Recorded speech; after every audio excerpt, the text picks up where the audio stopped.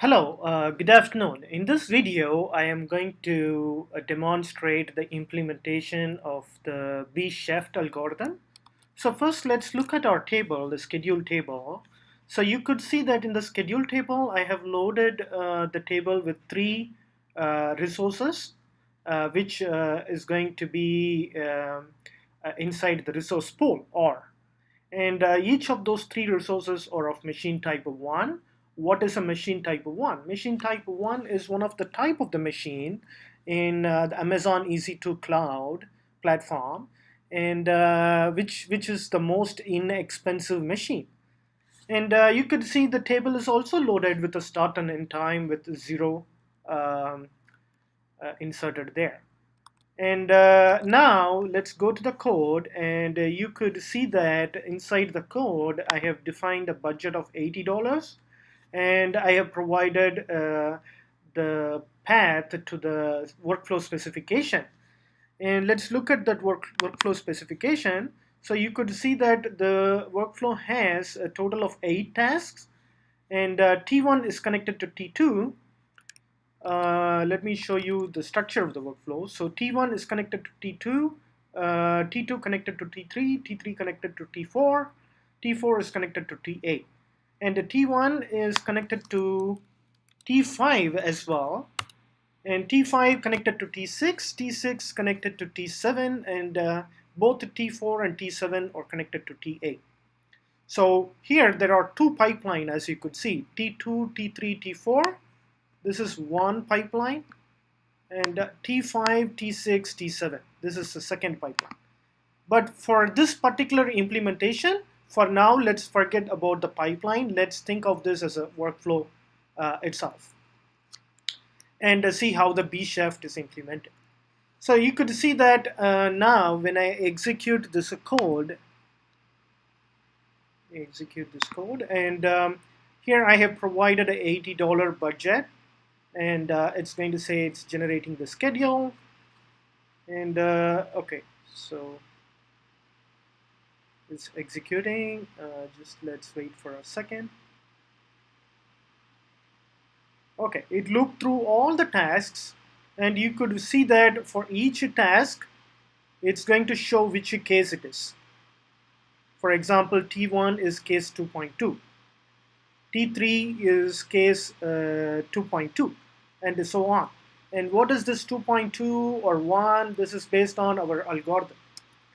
Okay, now let's look at our table to see how this entire schedule has been created.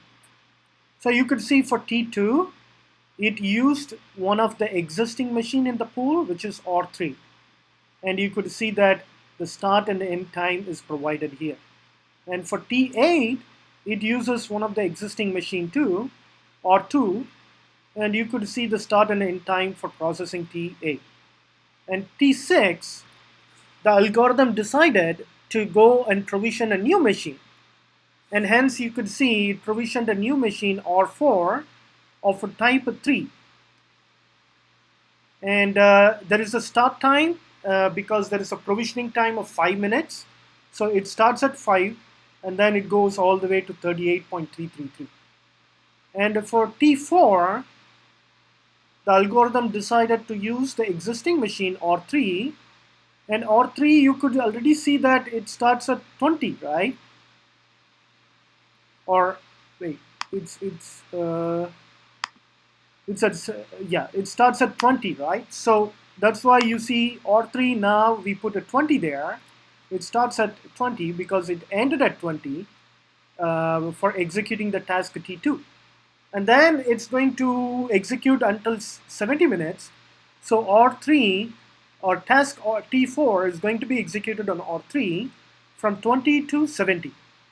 And for T7, we decided to use R4, which is an existing machine, okay?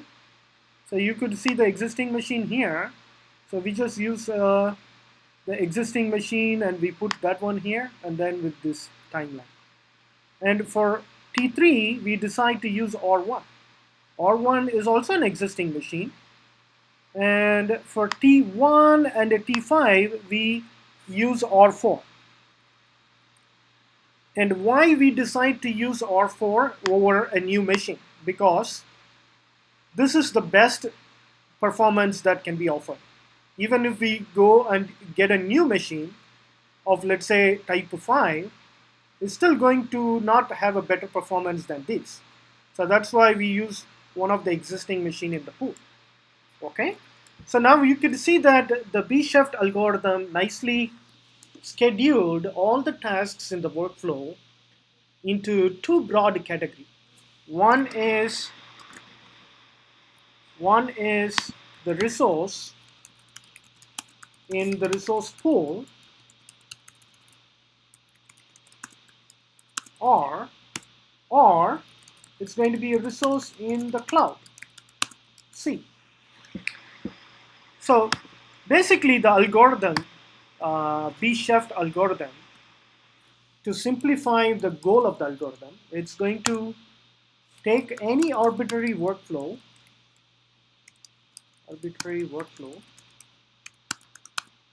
and schedule the tasks in the workflow in one of the following resources.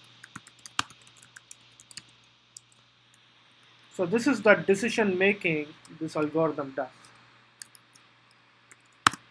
Okay. And the second thing that we looked at is the pipeline. So I have made some progress on the code over this weekend to identify these pipelines. So let me show that one, that code here. Let me execute this code here.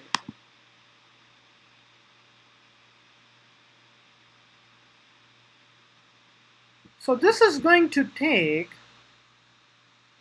what we call as the entire. Let me comment this line.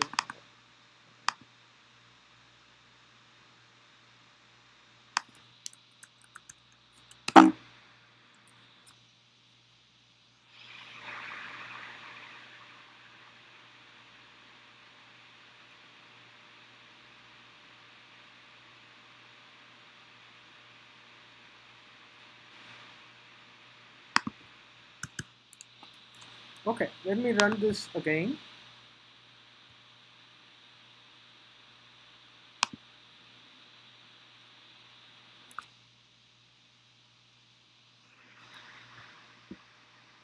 Okay, so you could see that given this workflow, this piece of code here, go and find out all the different pipelines in the workflow.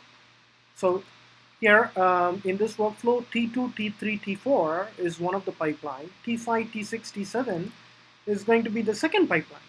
So whenever a task that is while iterating through the for loop, outer for loop, if there is a task that is a part of a pipeline, or if it is a pipeline task, then it's going to use the PWS scheduler. So this is where I am currently right now. I was able to come until here. So now I am trying to implement the PWS scheduler so that the total schedule is going to be generated based on both the original B-Chef as well as the PWS scheduler. So that's the step that I am currently in. And I was able to make a little bit progress on the paper writing as well. So I was able to put some formalization in the model section, and also created the algorithm, the one that we already had from Dr. Liu's draft. I was able to bring that into the paper, and still some more work need to be done.